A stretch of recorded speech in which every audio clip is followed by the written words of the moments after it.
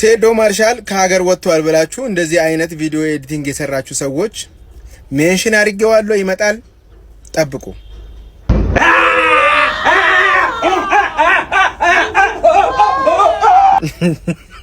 ግን እግዚአብሔር ይላችሁ እንደው እግዚአብሔር ይላችሁ በእውነት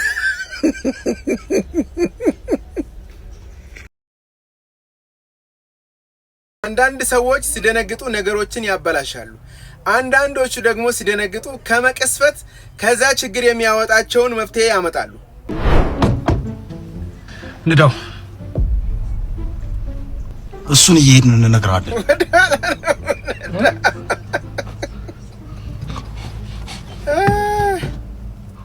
ወደኋላ ነው የምንሄደው። እናንተ መንገዱን ነበሩ ነው ማስብላችሁ። እኔ እናንተን እጠብቃለሁ። አብረን ነው የምናልቀው። ታሪክ ነው ማረጋችሁ። አንድ ሰው እንዳይተካኝ ነበሩ ነው ማስብላችሁ። አረ ወንድም ወደግራ አንድሽ እንዳትጠቅ ካሲኖው ጋር ነው ማካጩ እንዳትጠቅ። በአዲስ አበባ ከተማ አንድም አረቄ ቤትም እንደማይኖር ተገልጿል። እቺ ሀገርኛ ላይ ተነሳሽ ደግሞ አይደል? እንዴት ምን ሆነ ነው? በቃ እንደ ዜጋ እንዲህ ነው ያስጠላናችሁ? እንዲህ ነው የሰለቸናችሁ? ምን ተፈጠረ? አረቄና ጠጮቿን ከከተማ ልታጠፉ ነው አሉ። ጠጮቿን እኮ አይደለም አረቄ ቤቶቹ ናቸው እንዲኖሩ ያልተፈለገው። ያው ነው አረቄ ራሱን አይጠጣኛ ከሌለን። ቴዲ ላንተም እኮ ለጤና ማቆሙ ነው የሚሻለው። እኔ እንኳን ባቆም ነው ጤና የሚቃወሰው። ለሞኑ ከከተማ አውጥታችሁ የልታሰፍሩ አሰባችሁ? የትም አንኖሩ። አሃ ተሰደዱ ነው ጥፉ ነው። ድሮ ሰው ራሱን ለመቀየር ነበር ከሀገር የሚሰደደው። አሁን እኛ አረቄ ፍለጋ ኬንያ እንግባ። እዛም ሄዳችሁ ካገኛችሁ አንድ ነገር። አገር የለኝ። እኛ ጠጪዎች ምን ማለት ነው የወረደብን? ምን ክፉን ያገኘን? እኔ እንደውም ሰደዳለሁ በቃ። እኛ ጠጪዎች ጠጣን እንጂ ዘረፍን ገደልን ወይ ምን አርጉ ነው የምትሉን? ሰደዳለሁ እኔ እጠፋለሁ። ተረጋግተህ ካሰብክ የኛን ዘመን ሳይሆን የድሮ የአባቶቻችን ዘመን ኢትዮጵያን ተመልከት። ይሄ ለሚሰማው ሰው በጣም የሚያስገርምና ሰው ራሱን እንዲገመግም አጠቃላይ ዓለም ላይ ያለ ህዝብ በተለይ ኢትዮጵያ ህብረተሰብ በዓለም ላይ ያለ ራሳችን እንድንገመግም የሚያደርገን ነው እና በመጀመሪያ ደረጃ መስጂድ ላይ እንግዲህ እንደዚህ እንደለበሱት መስጂድ ላይ ሰው ሲገባ ትደነግጣላችሁ፣ ያስደነግጣል። ምክንያቱም መስቀል ይዘዋል፣ ይሄ ልብስ ለብሰዋል። ሲገቡ እኔ ቢሮ መጡ እና እኔ ደነገጥኩ። ምክንያቱም አይተነው ማናቅ ነገር ስለሆነ ማለት ነው። እና ከዛ ሰላም አልኳቸው፣ በጣም በጥሩ ሁኔታ ሰላም አልኳቸው። ከሳቸው ጋርም አብሮ የመጡ የዛ መስጂድ ኢማሞች ናቸው ከሐረር የመጡ እና እነሱንም እንደዛው ሰላምታ ተቃቀረብና ምን እንደፈለጉ ጠይቋቸው። መስጂድ ለማሰራት ነው ሲል ምን አሉኝ አልኩኝ። ምክንያቱም እኔ እንደዚህ አይነት ነገር ተሰምቶም ስለማይታወቅ ማለት ነው። እና የተሳሳትኩ መሰለኝና ምን መስጂድ ለማሰራት የመጡት አልኳቸው።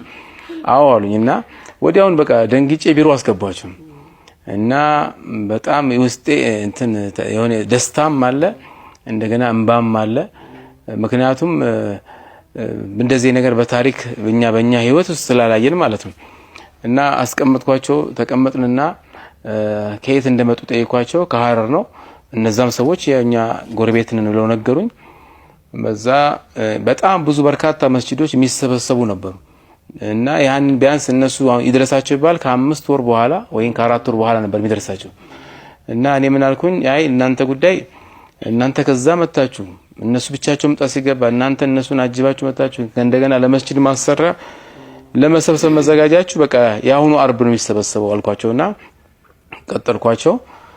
ከዛ አርብ ከኔ ቀድሞ ነው እሳቸውን ያገኛቸው። በር ላይ ቁጭ ብሏል፣ ቢሮ በር ላይ።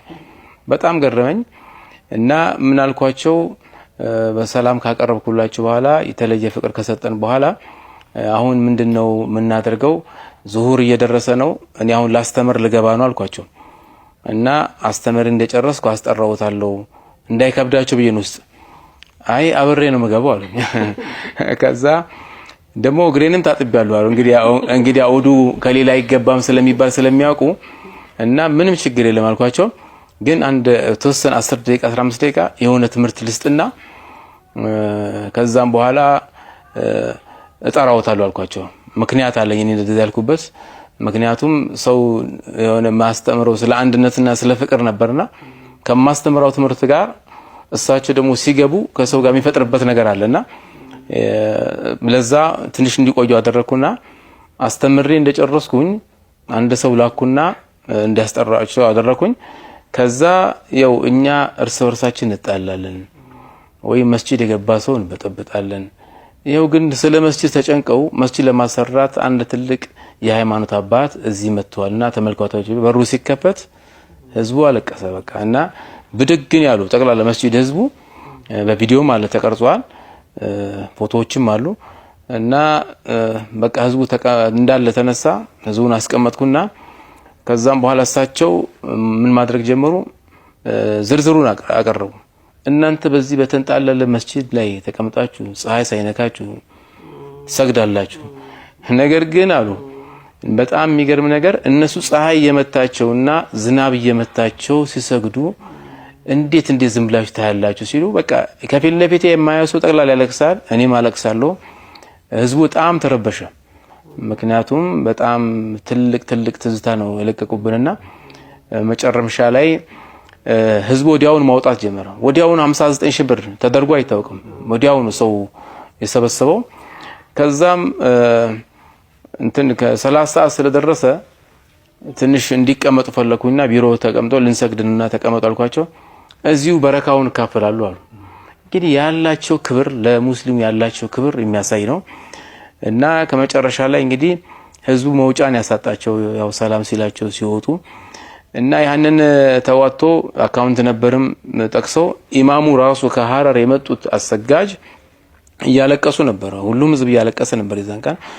ለኢትዮጵያ ትልቅ ትምህርት ነው። አሁን ራሱ የሚሰማኝ ነገር አለ ስናገር ምክንያቱም አሁን ያለው ወቅት መስጂድ ተቃጠለ ቤተክርስቲያን ተቃጠለ ሲባል እኔ በእውነት ነው የምላችሁ ሙስሊም ህብረተሰብ ያደርገም ክርስቲያን ህብረተሰብ ያደርገም 100% ነው እናገረው።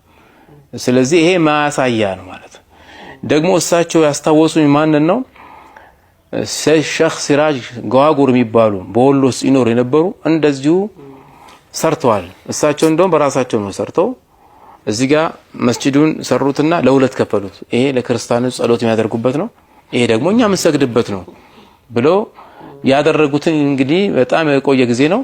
ይሃን አስተዋውሰውኛልና በእውነት አባት ትልቅ ሰው ናቸው። ከዛም ደግሞ በዛው አልቀሩም ድጋሚ መጡና የተሰራውን አሳዩን። ያው ገንዘቡ ራሱ ምን ያክል ቦታ ላይ እንደዋለና ተግባር ላይ ለመሆኑ እና ይሄው አሁን ደግሞ እዚህ ጋር ደርሰዋል። እባካችሁ አሉ እሳቸው ገንዘብም አይቀበሉም የራሳቸውን ገንዘብ የራሳቸውን ጨምሮ ያንን ድንጋይ ማስገባት ጠጠር ማስገባት ቀላል ነገር አይደለም። እና አሁን ደግሞ የደረሰበትን ሲያሳዩኝ እንባይ መጣሁንም ምክንያቱም ለመስጂድ ነው የተጨነቀው። አሁን ራሱ ሰሞኑን ያው እንገናኛለን በስልክ ባለፈውም ተገናኝተናል እና ለአንዋር መስጂድ እንዲሰበሰብ እንዴት አደረክል ይያሉ ቅድም እየጠየቁ ነበር። እኔ አልተጨነኩም እሳቸው ጋር የተጨነቁ በእውነት ነው የምላችሁ ለኢትዮጵያኖች መከባበር ለሙስሊም ክርስቲያን መከባበር ትልቅ አርአያ ታላቅ ሰው ናቸው። ምክንያቱም ሃይማኖት የገለንም ሰው የፈለገውን እሳት ማምለክ ይችላል የፈለገውን ማምለክ ይችላል። ሰውን ሃይማኖት ማዋረድ አይቻልም መንካት አይቻልም ከባድ ኃጢያት ነው። አላህ በቁርአን ውስጥም ያስጠነቀቀው ነው ወላ ተሱቡ الذين يدعون من دون الله ይላል። ከኔ ውጭ ሌላ የሚያመልኩትን የፈለገ አምልኮት የሚያደርጉትን አትሳደቡ ይላል። እንኳን አሁን ግን መሳደብ ምን አይደለም በቃ የራሴ ጉዳይ ነው ብሎ ተጨንቀው መድረሳ ያስፈልገዋል ትምህርት ቤት ማለት ነው ያስፈልገዋል። እንደውም G+2 መሆን አለበት ምክንያቱም የኛ ቤተክርስቲያን ከፍ ብለዋል እሱን ከፍ ማለት አለበት።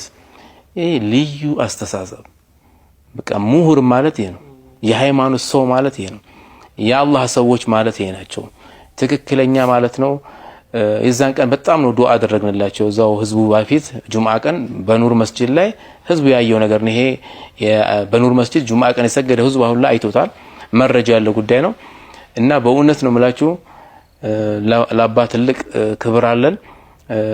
የትልቅ የድሮ ሰዎችን አሁን በተለይ መንግስት በጀመረው የአንድነትና የሰላም እንትን ላይ ትልቅ አስተዋጽኦ አላቸው ነው ማለት። በእውነት እኔ ከሳቸው ጋር ለሀገር ልማትና ማንኛውም አይነት እንደዚህ አይነት መጥፎ ነገሮች በሚነሱበት ሰዓት የትኛውም የሰላም ሁኔታ ለማካሄድ ዝግጁ ነን።